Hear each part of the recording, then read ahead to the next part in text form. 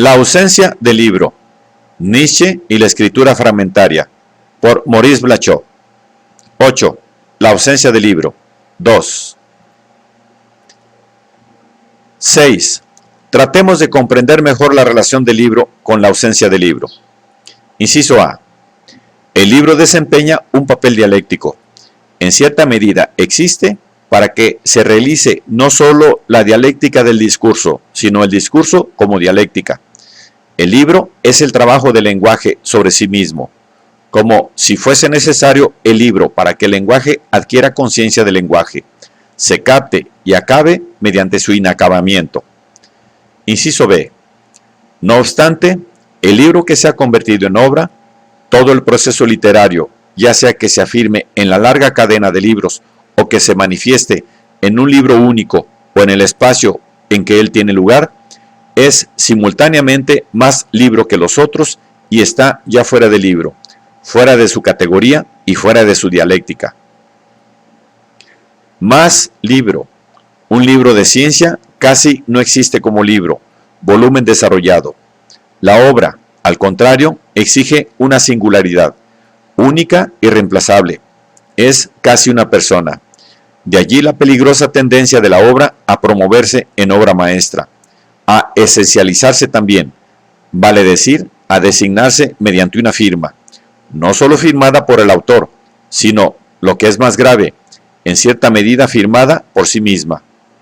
Y, sin embargo, fuera ya del proceso libresco, como si la obra no señalase sino la abertura, la irrupción, por donde pasa la neutralidad de escribir y oscilarla, en suspenso, entre ella misma, totalidad del lenguaje, y una afirmación aún no producida.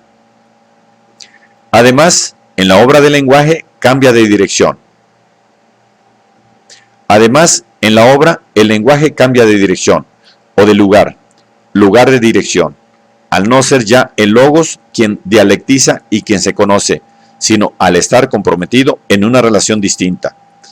Puede decirse que la obra vacila entre el libro, medio del saber y momento evanescente del lenguaje, y el libro, levantado hasta la mayúscula, la idea y el absoluto del libro. Después, entre la obra como presencia y la ausencia de obra, que siempre escapa y donde el tiempo como tiempo se descompone. 7. Escribir no tiene su fin en el libro o en la obra. Al escribir la obra, estamos en la atracción de la ausencia de obra. Al faltar necesariamente la obra, no estamos, por lo mismo, por ese defecto, bajo la necesidad de la ausencia de obra. 8. El libro, astucia por medio de la cual la energía de escribir que se apoya sobre el discurso y se deja llevar por su inmensa continuidad para separarse de él, en el límite, es también la astucia del discurso que restituye a la cultura esta mutación que la amenaza, y la obra a la ausencia del libro. O aún, trabajo mediante el cual la escritura, al modificar los datos de la cultura, de la experiencia, del saber, es decir, del discurso, procura otro producto que constituirá una nueva modalidad del discurso en su conjunto y se integrará a él, pretendiendo al mismo tiempo desintegrarlo. Ausencia del libro. Lector, querrías ser su autor, sin embargo, solo eres el lector plural de la obra. ¿Cuánto tiempo durará esta falta que sostiene el libro y que lo expulsa de sí mismo? ¿Cuánto tiempo durará esta falta que sostiene al libro y que lo expulsa de sí mismo como libro? Produce pues el libro, para que el libro se separe, se desprenda en su dispersión. Sin embargo, no habrás producido la ausencia del libro. 9.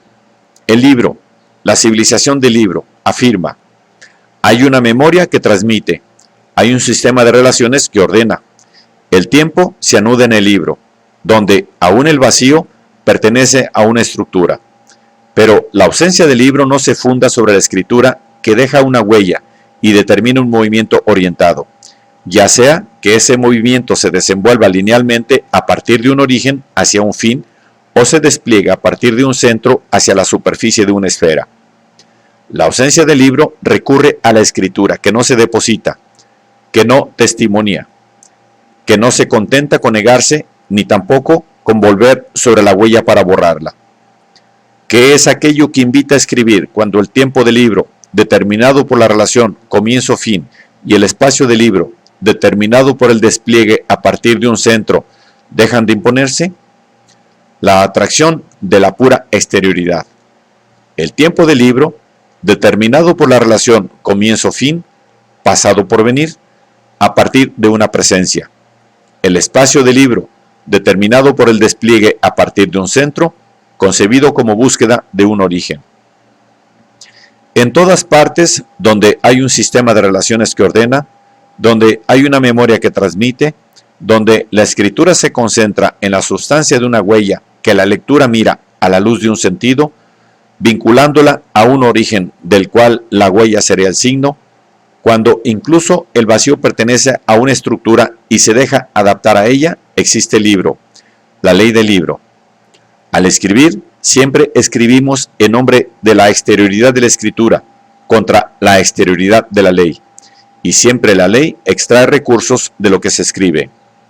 La atracción de la pura exterioridad, allí donde, al preceder el afuera todo interior, la escritura no se deposita como una presencia espiritual o ideal, inscribiéndose luego y dando lugar a una huella o depósito sedimentario que permitiría seguirla mediante la huella, vale decir, restituirla, a partir de esta marca como falta, en su presencia ideal o en su idealidad, su plenitud, su integridad de presencia. La escritura marca, pero no deja huella, y no autoriza el ascenso, a partir de cierto vestigio o signo, a nada distinto a sí misma, como pura exterioridad, y como tal nunca dada, ya sea constituyéndose o vinculándose en relación de unificación con una presencia, para ver, para oír, o con la totalidad de presencia o con lo único, presente ausente. Cuando comenzamos a escribir, o no comenzamos, o no escribimos. Escribir no va junto con comienzo. 10. Mediante el libro, la inquietud de escribir, la energía, busca descansar en la complacencia de la obra, ergón. Pero desde el comienzo, la ausencia de obra siempre la llama a responder, al regreso de la fuera, allí donde lo que se afirma no encuentra su medida en una relación de unidad. No tenemos ninguna idea de la ausencia de obra, ni como presencia, ni como destrucción de aquello que la impediría, aún a título de ausencia. Destruir la obra, la cual no existe, destruir al menos la afirmación y el sueño de la obra, destruir lo indestructible, no destruir nada, para que no se imponga la idea, aquí desplazada, de que sería suficiente con destruir. Lo negativo no puede actuar allí donde ha tenido lugar la afirmación que afirma la obra. Lo negativo jamás podrá conducir a la ausencia de obra. Leer consistiría en leer en el libro la ausencia del libro. En consecuencia, produciría allí donde el problema no consiste en que el libro está ausente o presente, definido por una ausencia o una presencia. La ausencia del libro nunca es contemporánea del libro, no porque se anunciaría a partir de otro tiempo, sino porque de ella deriva la no contemporaneidad, de donde también ella deriva. La ausencia del libro, siempre en divergencia, siempre sin relación de presencia consigo, de manera tal que nunca es recibida en su pluralidad fragmentaria por un único lector en su presente de lectura, salvo si, en el límite, el presente desgarrado, disuadido. La atracción de la pura exterioridad o el vértigo del espacio como distancia, fragmentación que solo remite a lo fragmentario.